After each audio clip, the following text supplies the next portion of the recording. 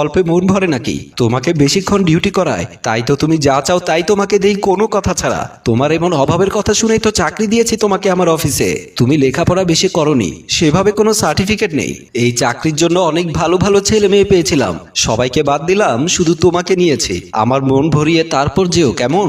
তোমার থেকে ভালো মতো অক্সিজেন না পেলে রাতে ঘুম আসতে চায় না। এই বলে তারা কিস করতে যাবে, এমন সময় রাশেদ ঢুকে তাদেরকে অপ্রস্তুত অবস্থায় দেখে ফেললো। ছি শিউলি আপু, ছি, একটুও লজ্জা করে না তোর? এটা আমি কি দেখলাম আজকে? আমার মায়ের পেটের বোন অফিসের বসের সাথে এরকম নোংরামি কাজ করে, সেটা ভাবলেই তো আমার মরে যেতে ইচ্ছে করছে। আজকে যদি আমি অফিসে না আসতাম তাহলে তো তোর এই রূপ আমি দেখতে পেতাম না।